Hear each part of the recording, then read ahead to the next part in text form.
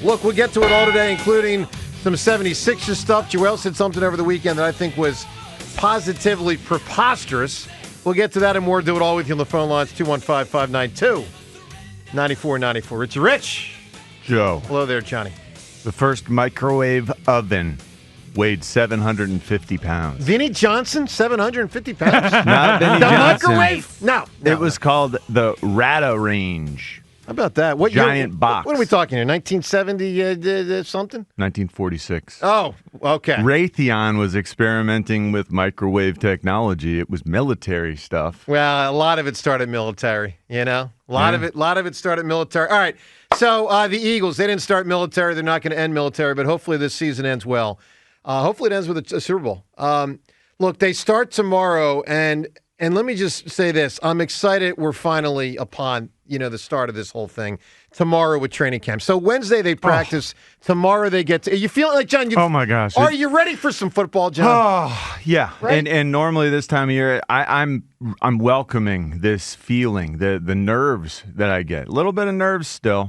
Now it's no longer like despondent that I'm about to be in like crucial pain every day, like as I blast my face on people.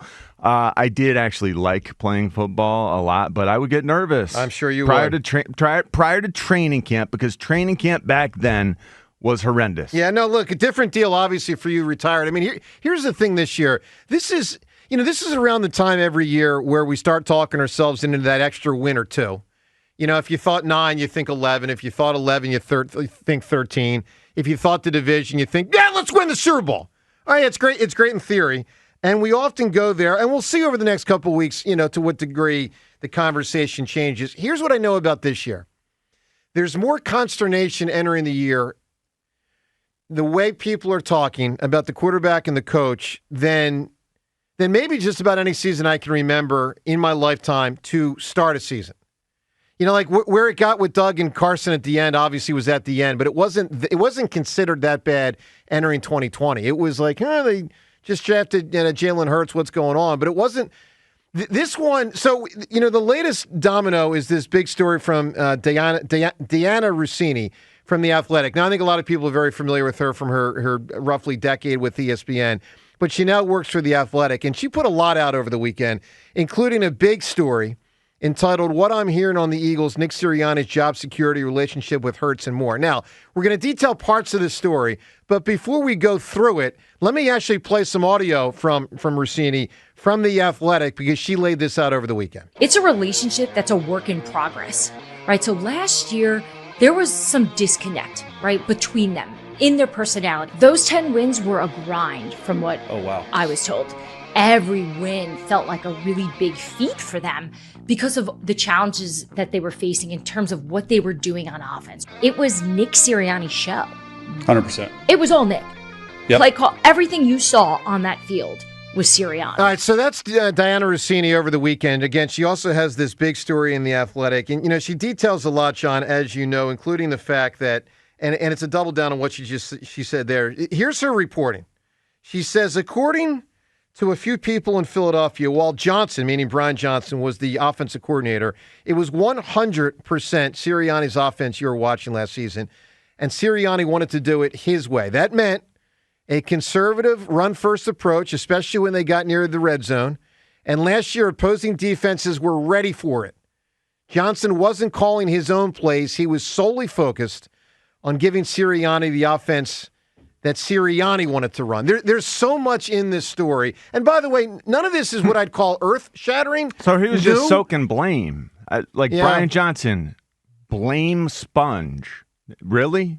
Well, is this an after-the-fact repositioning of the pieces on the chessboard? Well, John, the whole time I assumed it was Sirianni's offense. I talked about that repeatedly. So does that mean the team lost faith in Brian Johnson as a play caller? Like that Brian Johnson was the play caller at one point, but Sirianni took over? Well, I don't think Sirianni took over. I don't interpret it the way you do, that Sirianni took over play calling. Sirianni was play designer. Brian Johnson called the plays Sirianni designed. That's the way I interpret it. Oh my gosh. Now we know Sirianni at times. How it is. Well, we know Sirianni at times called plays because of the fact he said it to us on our show. Why does everyone seem to think it's like you got one guy in a room who's drawing up plays with this magical book that he keeps to himself, like in The Water Boy. Like everyone designs plays. Everyone on the offense, all those coaches, they're working on the plays. You've got the offensive coordinator who brings everything, or the head coach who brings everything, the philosophy. The West Coast, or whatever Nick brought, that sort of stuff. I don't think it works the way we on the outside see it. Yeah, but somebody in the end has the final say. And what Deanna Rossini is reporting is that last year Sirianni had the first say and the final say. And that blows my mind. Why? Because he was the head coach of the football team. It blows my mind that he's still here. Like if that was your offense, you do not belong in the NFL coaching a team that I enjoy and that I want to John, win. Unless they think he's really good at all the other stuff. See, I want to hear from everyone today at 215-592-9494. So many questions come. Because does this team have it in them? After that, like if Nick was doing that, what Diana Rossini is telling us, calling the offense, it was his baby. If this team can find it in their heart to respect that coach, that's a great thing. That's what we need. I think that'll be a miracle if they're able to watch this coach get demoted through the years. I don't know about the once upon a time, he was the official offensive coordinator / play caller, and he got that taken away from him. And then just last year, he was the unofficial offensive coordinator and play caller behind the scenes. And now that has been taken away from him. That's right. I know. Look, I know that Howie Roseman has assembled a Super Bowl ready roster. I believe that once again, this roster is capable. And the changes he will make during the season, prior to trade deadlines and that sort of thing, he will do what it takes to get this team the right players. I don't know how Jalen feels about Nick. Well, that matters. I don't know how Nick feels about Jalen. If they are so different, are they too different to make it work? Well, so, John, you touch on something big right there, and obviously everyone can weigh in, 215-592-9494. One of the big themes in this story, and there's a subset within the story under the umbrella of on the Nick Sirianni, Jalen Hurts dynamic. Again, this is all within a story from Diana Rossini. Here's what she writes about that. She says, there is definitely a difference in personality. The relationship is still a work in progress. Last year, there was some disconnect between them. I'm saying the least. There was some disconnect between them. Due to their personalities. Nick, we've seen, is a very emotional guy. Jalen is a very private guy. James, to what extent are you concerned as they embark on a new season? Like, they've removed Sirianni, it seems like, from the active involvement of his hands all over the offense. But he is the head coach of a football team that John Ritchie says, and I tend to agree with John, has a chance to win a Super Bowl. I mean, I think the offense is ready-made to win the Super Bowl. I don't know what the defense is, but okay, debatable.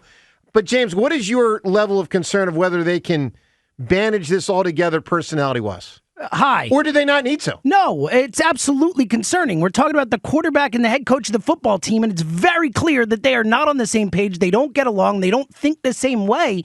Yeah, it's concerning. I think they have to start hot. Honestly, I think they need wins. I think the only thing that is going to make this right is if they start winning games, the Kellen Moore thing works. But this has a real disaster potential. If they start slow and they're losing games, we thought this was done after last year.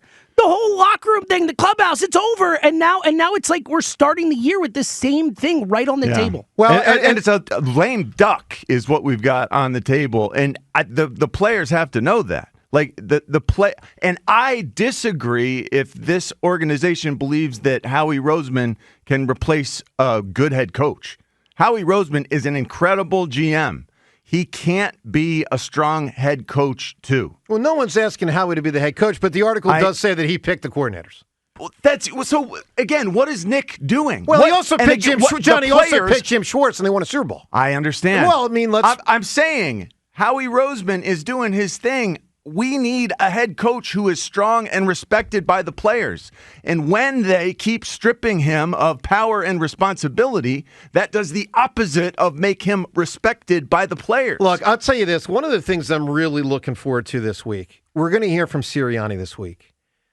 What's he going to say? I imagine we're going to hear from Jalen Hurts. That's the one really. Oh, my God. What is he He's going had to say? a whole 6 weeks to prepare for this one answer that you know is freaking coming, man. Correct. And then there's all the other players. Because, John, your contention at times is that players have lost respect for Sirianni. My sense is I don't see it that way. No. That these players have to have lost respect because we are watching from the outside, but John, and maybe our story is completely John, wrong. I don't know that it's players. I think it's player.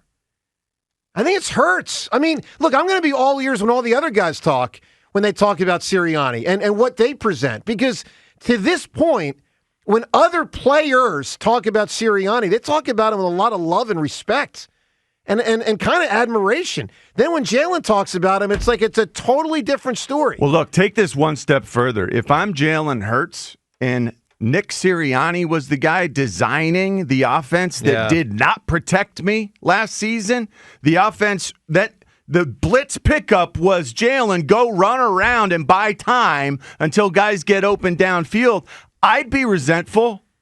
I personally, if I were in Jalen's shoes, if Nick Sirianni were the one who put me in that position last season, I would absolutely hold that against him. Well, look, we'll ask you at 215-592-9494. And again, we're going to detail more and more elements of the story, including at one point where Rossini says there was a shift, though. Howie Roseman has all the power now.